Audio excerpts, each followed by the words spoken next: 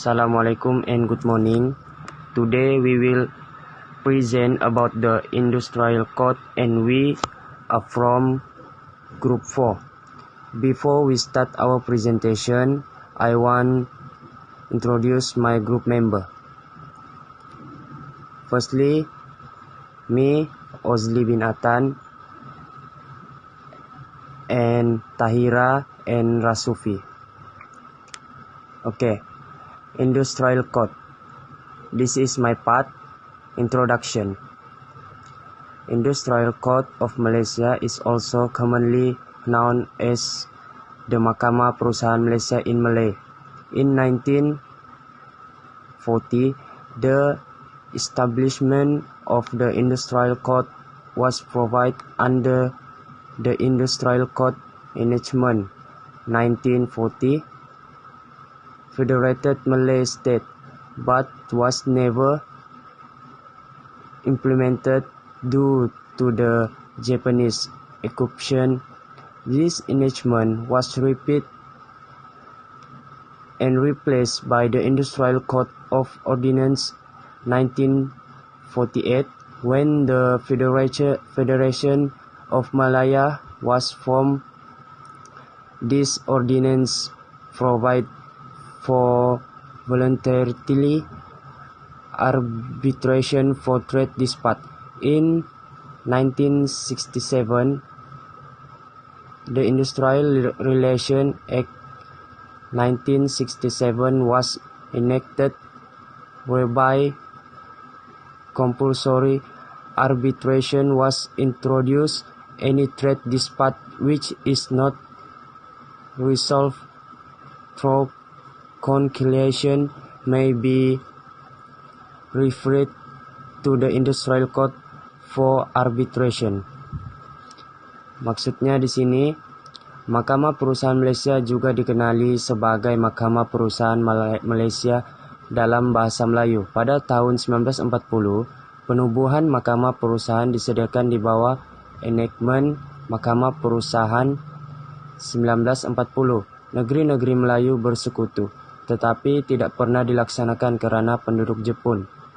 Enactment ini dimansuhkan dan digantikan dengan Ordinan Mahkamah Industri 1948 ketika Persekutuan Tanah Melayu dibentuk. Ordinan ini memperuntukkan timbang taras secara sukarela untuk pertikaian perdagangan pada tahun 1967. Akta Perhubungan Industri 1967 telah diberlakukan di mana timbang tara wajib diperkenalkan. Segala pertikaian perdagangan yang tidak dapat diselesaikan melalui perdamaian dapat dirujuk ke Mahkamah Perusahaan untuk timbang tara. Okay. Next, introduction to the function of the Industrial Code include hearing and handling down decision or awards in industrial dispute, referred to it by the Minister of Human Resources or directly by the parties, and granting coordinates to the collective agreement which have been jointly disposed by the employee or trade union of employers and trade union of employees. The code that may order specific performance of an employment contract the Industrial Code, established under the Industrial Relations Act 1967 IRA. The Industrial Code have the power to order reinstatement, grant back wage, and grant compensation in lieu of reinstatement. Oke, maksudnya di sini fungsi Mahkamah Perindustrian meliputi perdengaran dan penanganan keputusan atau penghargaan dalam perselisihan industri yang dirujuk oleh Menteri Sumber Manusia atau secara langsung oleh pihak-pihak yang memberi pengakuan kepada perjanjian kolektif yang telah diserahkan bersama oleh majikan atau kesatuan sekerja, majikan dan kesatuan pekerja. Mahkamah yang boleh memerintah pelaksanaan kontrak pekerjaan khusus adalah Mahkamah Industri yang dibutuhkan di bawah Akta Perhubungan Perusahaan 1967 IRA. Mahkamah Perindustrian mempunyai kuasa untuk memerintahkan pemulihan, mengembalikan gaji dan memberi pampasan sebagai ganti pengembalian semula. Next part, purpose. To adjudicate on application relating to statutory recognition cannot be agreed voluntarily also has a statutory power in relation to determining dispute between trade union and employers over the disclosure of information for collective bargaining purpose. Ini maksudnya adalah purpose, tujuan untuk dihakimi pada permohonan yang berkaitan dengan pengakuan berkanun tidak dapat dipersetujui secara sukarela, juga memiliki kekuatan hukum dan menentukan perselisihan antara kesatuan sekerja dan majikan mengenai pendedahan maklumat untuk tujuan perundingan bersama. And next, mission. To effectively and efficiently deliver and execute labor justice for all in line with International Labour Organization Standard of National Development Plan.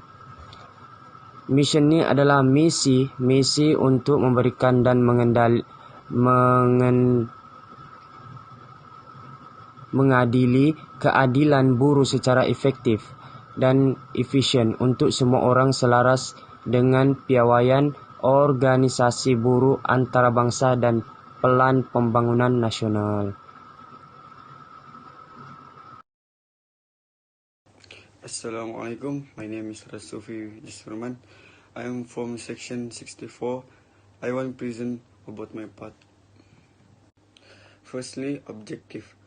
To provide a platform for people to fairly express their employees' grievances to achieve equal opportunities in employment. Objektifnya, dia menyediakan platform bagi orang-orang untuk secara adil menyatakan keluhan pekerja mereka untuk mencapai peluang yang sama dalam pekerjaan. Second, to facilitate decent, productive work and a better standard of living to the people through timely settlement of labor dispute. Objektif yang kedua, untuk memudahkan pekerjaan produktif yang layak dan taraf hidup yang lebih baik bagi rakyat melalui penyelesaian pertikaian buruh tepat pada masanya. Next, them. Various court were established to resolve dispute between management and employees. Temanya, pelbagai pengadilan ditubuhkan untuk menyelesaikan pertikaian antara pihak pengurusan dan pekerja. Date and time.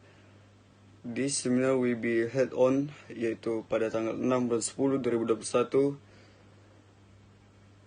dari jam 10 pagi hingga 4 petang.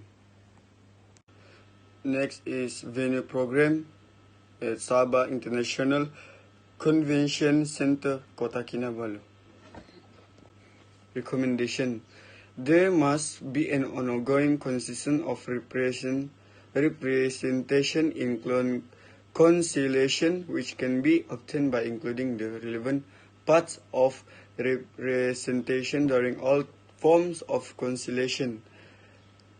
Next, internal interaction relating to labor court procedure including hearing office for representation must be announced. Maksudnya, harus ada konsisten mengenai pengaturan perwakilan dalam pendamaian yang dapat dicapai dengan memasukkan bagian gabungan mengenai perwakilan selama semua bentuk pendamaian. Selain itu juga, arahan dalam yang berkaitan dengan prosedur pengadilan buruh, termasuk kuasa pegawai pendengaran untuk mengatur perwakilan harus diumumkan. Thank you. Hi, my name is Siti Nur Tahirawati Binti Tahir. So today I want to present about my part. My part is about a role. So first role is uphold social justice. Second, to act in accordance with equity, good conscience, and substantial material merits of the case. The third is creating of harmonious industrial environment through the process of arbitration and the decision of the court award, consistent with the Industrial Relations Act 1967. So my second part is about the issue in industrial code.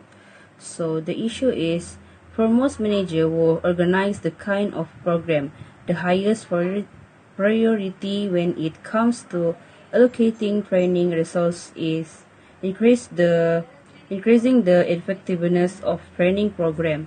This is hardly surprising because both executive and learners benefit from training that's optimized to save time and money while delivering all this learning promise, yet despite careful resource allocation. Many program organizers still find their training to be ineffective or only partially effective in achieving its goals. This is usually because of a few common issues with training and development. So the second issue is lack of employee interest. Another one of the issue is this training that team leaders have to keep in mind in that training is a two-way process. Management provides learning opportunities, but employees must show interest by participating. The real test of learning is when the participants who participated in this industrial code roles program were less encouraging. Low employee interest is one of the most common, most difficult training problem for employees to overcome. So my last part is about a conclusion. The Bar of Council of Malaysia has repeatedly requested the government to set up employment appeal tribunal to speedily dispose unfair dismissal case, but to not avail. Employee will be more confident in pursuing the conciliation proceeding as the case will not be delayed the way in being delayed now. This will give renewed confidence among the employees, as many of them are being forced into submission to the employer and industrial relation officers due to the worry of when or how long will this case take a finish. He or she will settle whenever little compensation offered due to this fear of long delays.